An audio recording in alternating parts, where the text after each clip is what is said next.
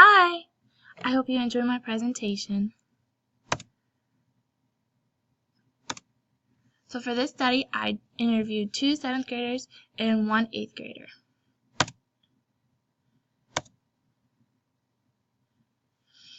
So some experiences that were unexpected was that the fact that Sasha has not completed a book since the 5th grade and she's currently in 8th grade.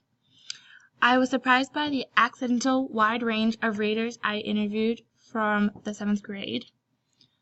Let's see. I was surprised that the interviews thought that gender mattered pertaining to the best reader. Specifically, I was surprised that Luke said girls read better than boys, except for the reader that he said was the first person he knew was a male teacher.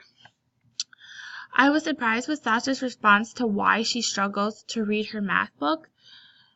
I was not expecting her to say that the numbers are jumbled up on the page and that they're all mixed up and she just can't, what she sees isn't the actual problem.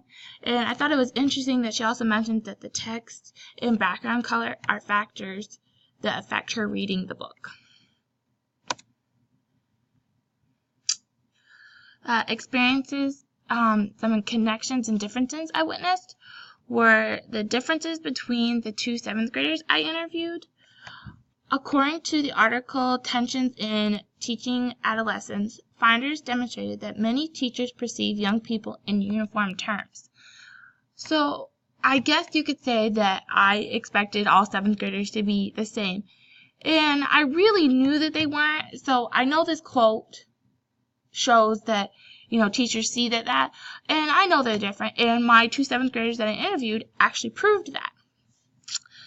Sasha and Luke both shared their dislike for the 7th grade English professor, but in separate interviews stated that he was the best reader they knew because of his magical flow. According to Assessing Adolescents' Motivation to Read, it becomes clear that teachers' enthusiasm can have a tremendous impact on students' reading habits and attitudes. So because their 7th grade English teacher showed that enthusiasm when he read, it made him more likable, and it made the text more likable for them because he had such a magical flow. Cassie had a different love and motivation for reading than the other 2. All interviews thought people read to better themselves in the future. With saying that, however, Luke and Sasha both hated to read, but they still understood they needed to. For them, it was more out of necessity to succeed, not desire to want to read. With Cassie, it was more she desired to want to read. Let's see. Let's move this up here. All interviewees understood that practice and reading more about what it takes to be a good reader. So according to Teaching Literature in Age of Text Complexity, reading literature matters. Let there be no doubt about that. That quote fit those. They knew that reading mattered, and that reading literature mattered, and that they needed to read for the future, and that they needed to read more to become better readers. All interviews were read to as a child by their parents, and all interviewees said that they needed to connect with the text. This was related to the quote in According to Assessing Adolescents' Motivation to Read. Reading what said adolescents need a connection to a topic, which this proved it. The 3 people I interviewed, they needed to be able to connect to the topic in some way for them to be able to understand it and for them to be able to like it.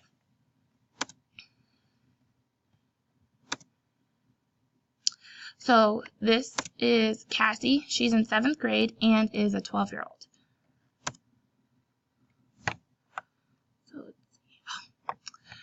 So some connections that I found for her were that for the first one, that this is her main genre. She mainly reads fantasy books, and I found that she really was a divergent thinker, and that these books, she used these books as focal points for thinking, creating, and imagining.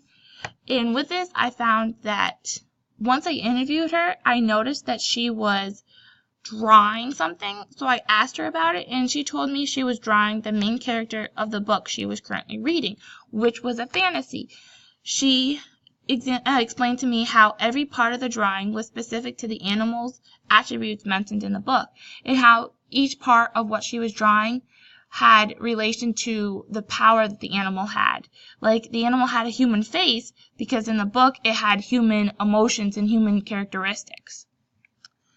In traditional texts, illustration can serve to support, explain, and contradict the text. In graphic novels, images are the text. I believe Cassie is a lot like me and reads novels with a lot of text. I think she could be challenged by a graphic novel where the images are the focal point, not the text. It would involve her using other literacy skills.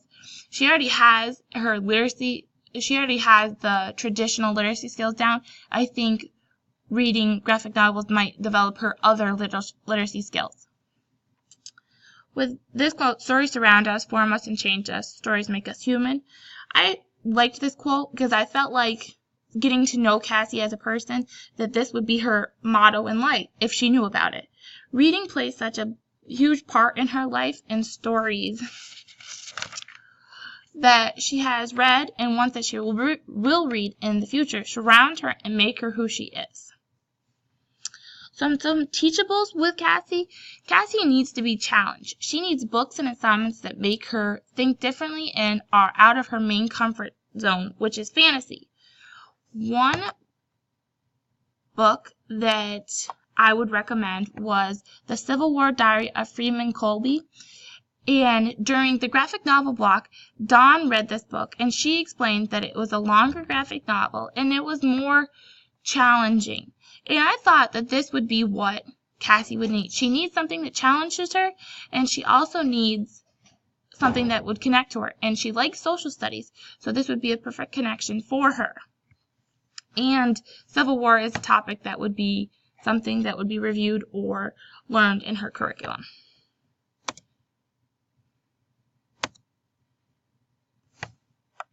So Luke, he is 7th grade and is 13 years old.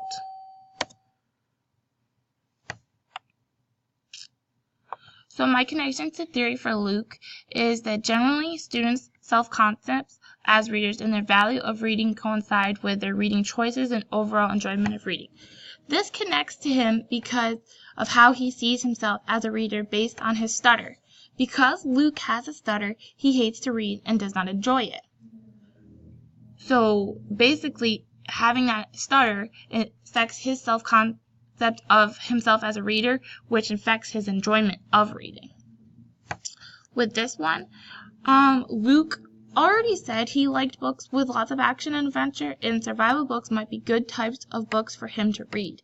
The textbook also gives a link to National Geographic Adventure, a magazine, which could be brought into the classroom to intrigue Luke to want to read.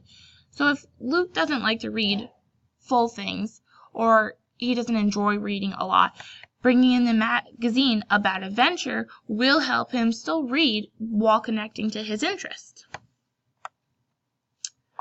So with this one, I like the in a fantasy description lends weight and substance to ideas so that readers can see, taste, smell, hear, and feel the new world. With that, Luke stated he liked books that had a lot of detail, so I thought recommending he try reading fantasy books to open his imagination and give him a detail he desires, since they do, make the reader see, taste, smell, hear, feel the new world. I feel like that those details would provide him a way to imagine the world and imagine what the text is saying. These visual formats are perfect for promoting recreational or free volunteer reading, one of the most effective ways to increase literacy and creating lifelong readers. It's important for Luke to enjoy reading and developing his literacy skills, so graphic novels might be the perfect way to encourage him to become a lifelong reader.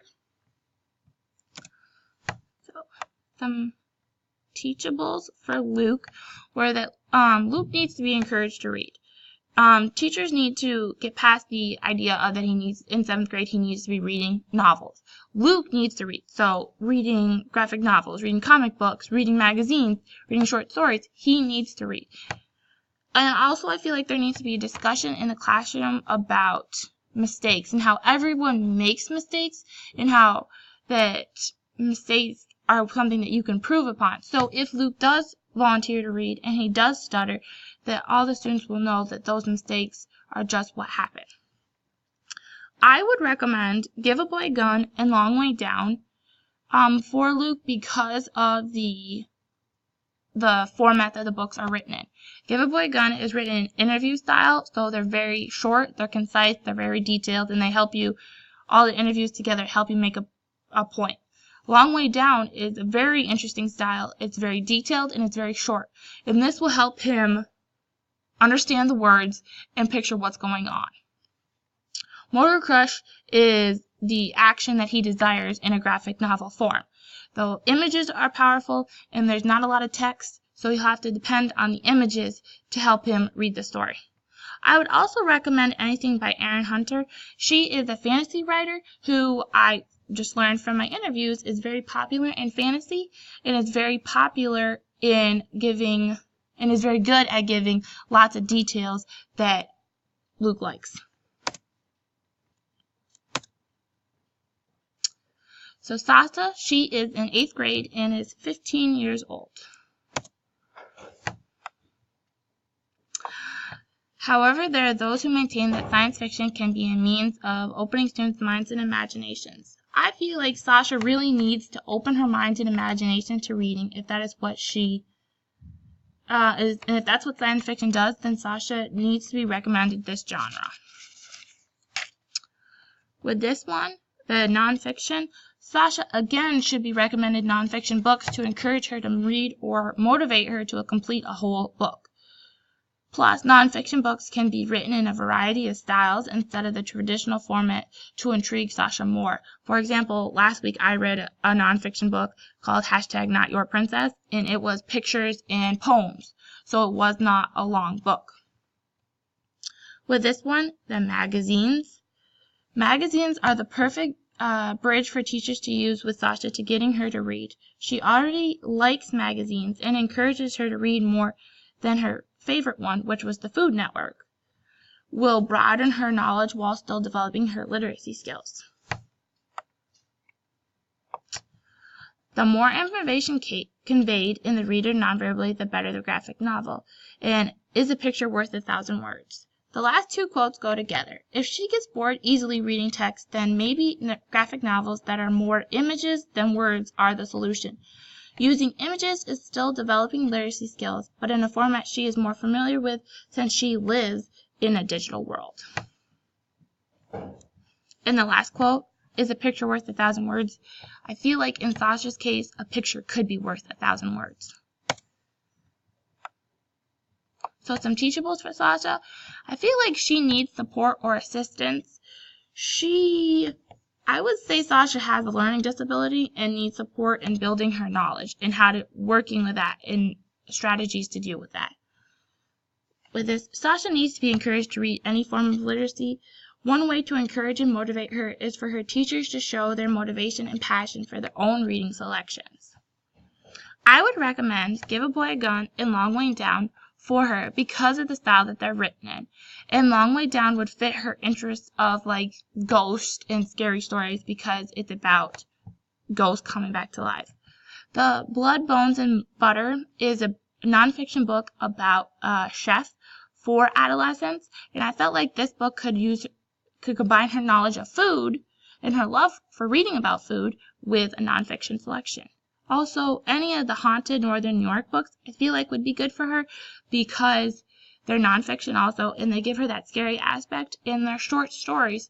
So it's not reading, you don't have to read the whole book to get the idea. You can read one piece of it to get the story.